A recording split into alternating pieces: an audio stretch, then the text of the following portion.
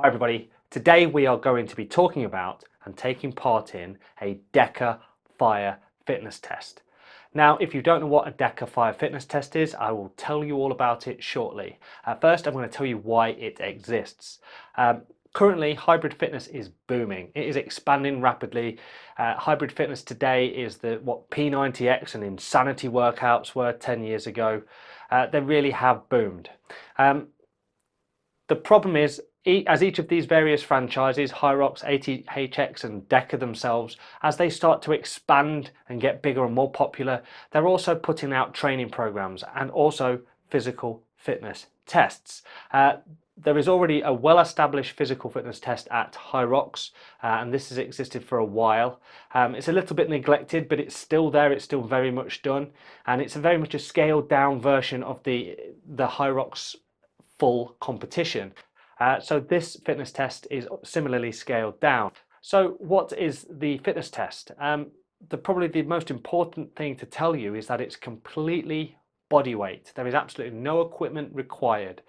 So there are 10 functional fitness stations, very similar to the DEKA events themselves, but they are not the exact same exercises. So I'm just going to reel through them really quickly, okay?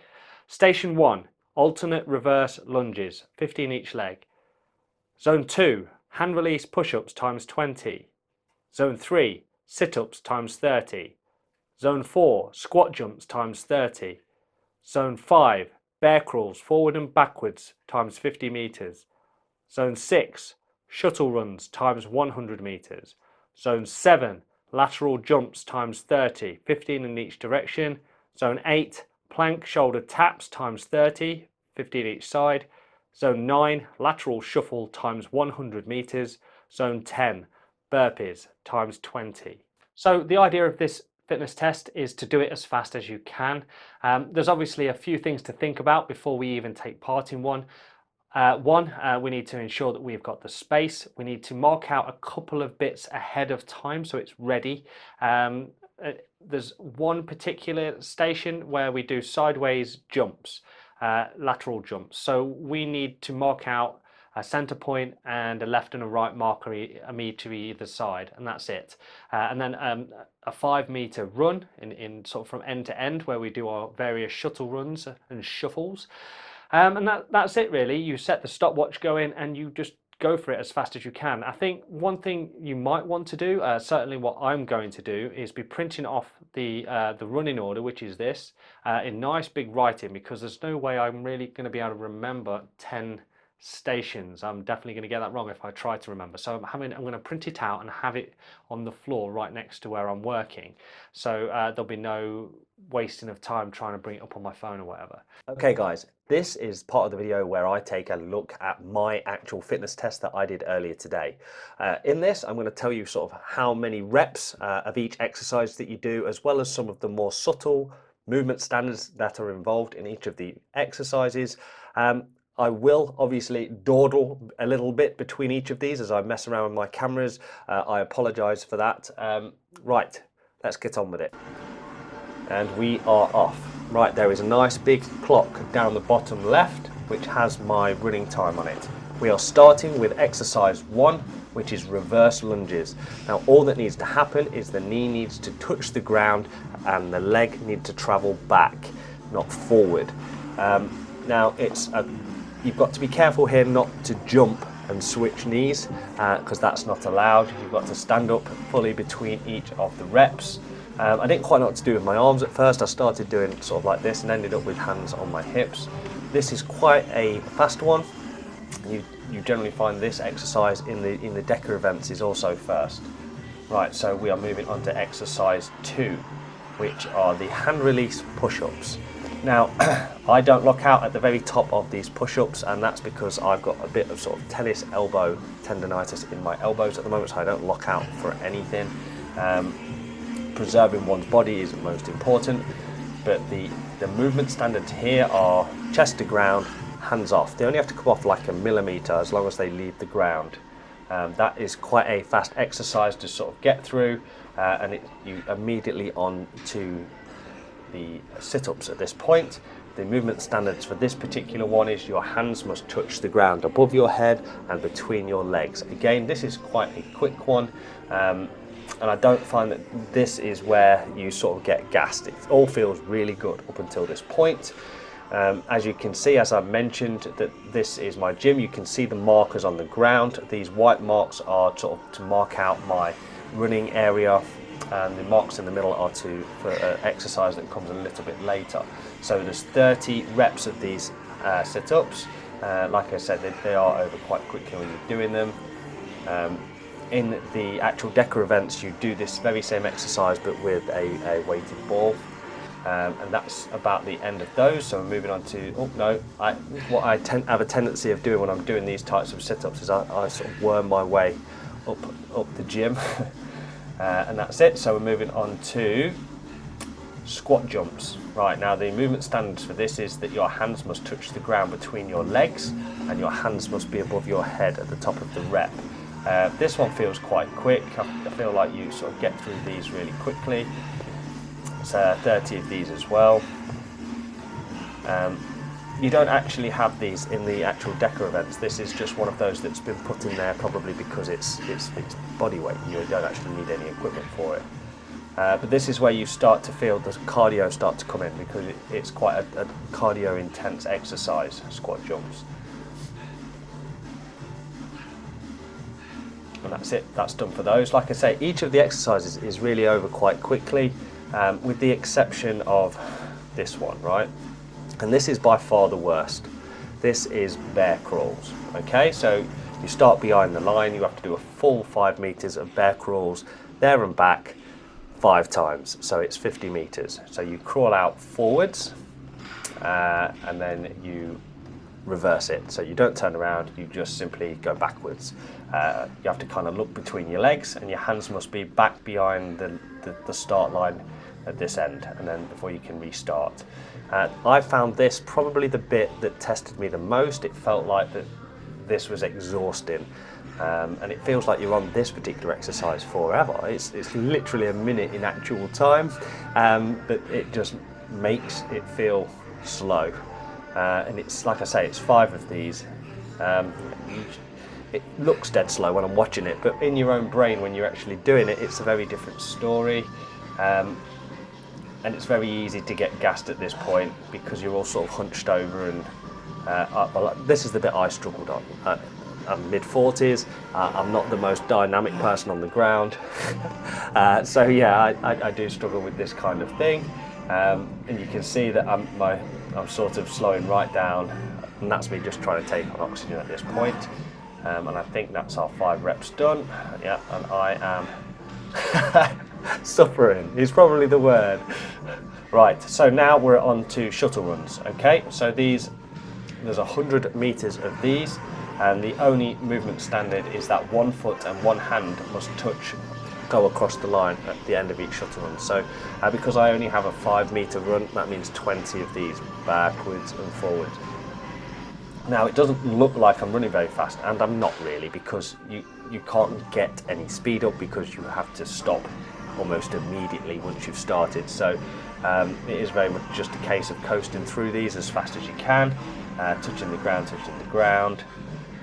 Yeah, it's a necessity to sort of touch the ground. It comes from sort of I think that's more of an American football sort of a bit of history behind that. You often see this kind of shuttle run done in American football training. And I'm nearly there now, and that's the end of that.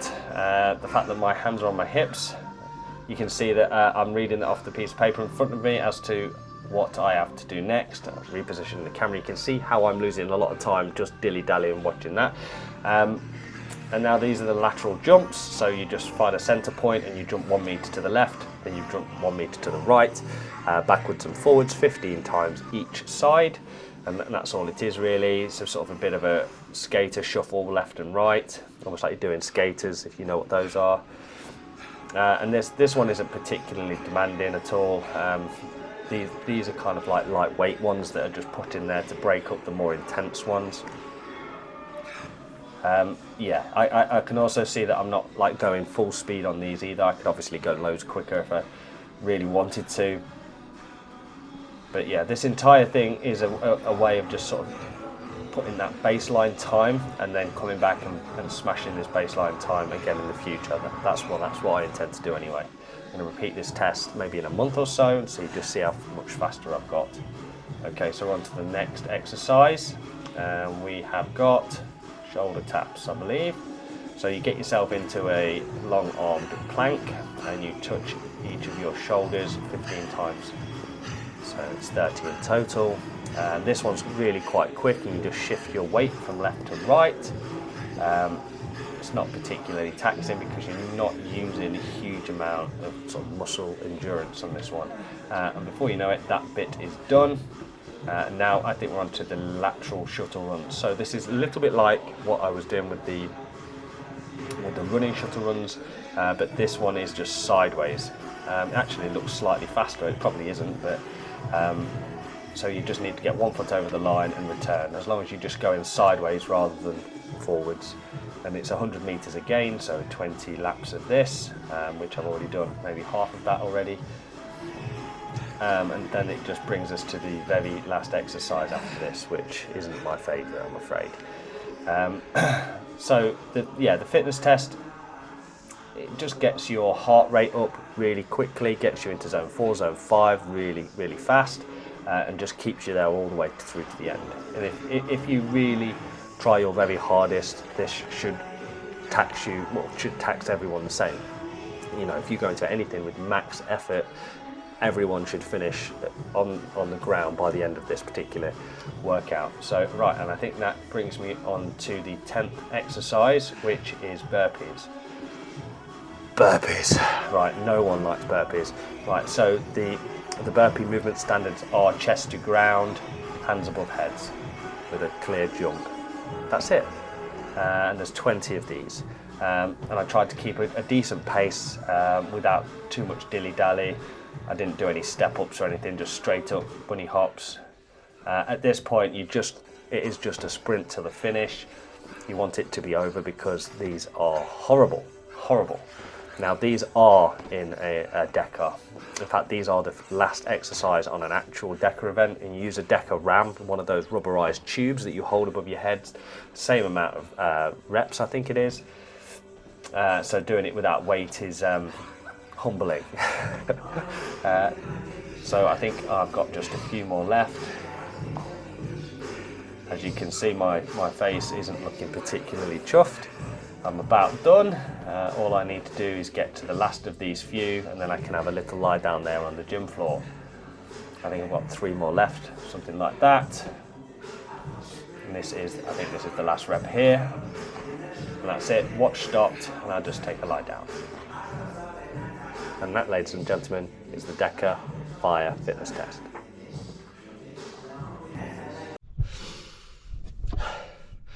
Okay, so just come out of the gym, having done the Spartan DEKA Fire fitness test. First things first, for a body weight only exercise, it's quite devastating. I think because it's against the clock, you just can't help but keep pushing through barriers that you would otherwise stop and take a second at. You know the clock's on, and for me, I know the cameras are watching, so I've got to try and give it my all. So I have just got back from the gym, having taken part in my first Spartan DEKA Fire fitness test. Now, as you saw by the end, I was on my back gasping for air, and that wasn't fake. I genuinely was struggling to breathe, and that is indicative of the fact that the fitness test is hard. Everything is difficult when you go quickly, and this is another one of those things that you have to go as fast as you can, right? You're going for a time. Now, the DEKA Fire fitness test is not a competitive fitness event. You can't go and compete with other people in competitions for it. It's simply a fitness test that's been put out by Spartan DEKA just to test you in the gym. It's more of a benchmarking thing you can do. And I probably would. I would likely want to repeat this test in the future to see if I have improved. The problem was today, I was on my own, so I had to film the whole thing myself, right? And as you've seen in the video, that means moving cameras around between the exercises. So I probably could have saved about a minute if I weren't having to do that. I lost time again a little bit because of the piece of paper, right? Knowing the order of the stations is important. So if you had someone reading out what you were doing next, you would save potentially 30 something seconds, whatever. So yes, if I repeated this test, that's how I would do it. I would take all the things that slowed me down and delayed me so I could run through this entire thing smoothly. But for the sake of this video, it is what it is. So I was a 9-minute 23, and that puts me about middle of the rankings on the DEKA website and about middle of my age group. I have to take those times with a bit of a pinch of salt because they are submitted by the individuals. The top half of that table is ludicrously quick, whether that's people that are just lying or cheating or not doing it properly, because there are a set of movement standards associated with this fitness test, and it would be very easy to cheat some of them. Even when you're doing it yourself, you can feel yourself getting a little bit lazy. Now, I think like touching the ground with your knees, touching the ground with your fingertips, getting your hands above your head, there's loads of tiny little movement standards in there, so it's worth knowing those before you start. So the great thing about this fitness test over some of the other fitness tests out there is that you don't need any equipment. That is a massive, massive plus, because that means you can do it literally anywhere. All you need is 5 meters of space, a couple of markers for your shuttle runs and your lateral strides and that kind of thing, and a stopwatch. That's all you need, really. I did film this in the gym just for convenience sake, but this wasn't my first attempt. The other day I tried to go down and I tried to film this sort of more at a peak time, and there was so many people at the gym. Suddenly marking out 5 meters of space was difficult. I couldn't put the cameras where I wanted, so I sacked that off and decided to come back at a much less busier time so I could do that. It's just about being courteous in the gym and not filming people accidentally, which I try to avoid wherever possible. But like I said, yeah, you could do this in a park, you could do this out in your street, you could literally do it anywhere. I would recommend though, you do it on something relatively soft because you are on your hands and knees or back quite a bit. So grass would probably be the best surface for it. So when would you use these types of tests? What would they be for? What's the point? Plotting progress is probably the short answer here. I would take one of these tests like now, keep a record of that time, and then go through your next training cycle or block, or after a certain period of time, like a month or 6 weeks, and then repeat that test in the exact same conditions, and then keep a record of that time. If your training is going well, you will see an uptrend in progress, you'll see your performance improving, and if you do everything right, you can peak right before your next competition. So that's the end of this particular video. I hope some of you go and give this fitness test a try. I'd be really interested to hear how you guys got on. So just drop me some comments down below. Please give the channel a subscribe before you pop off. And I will see you guys in my next video. Art out.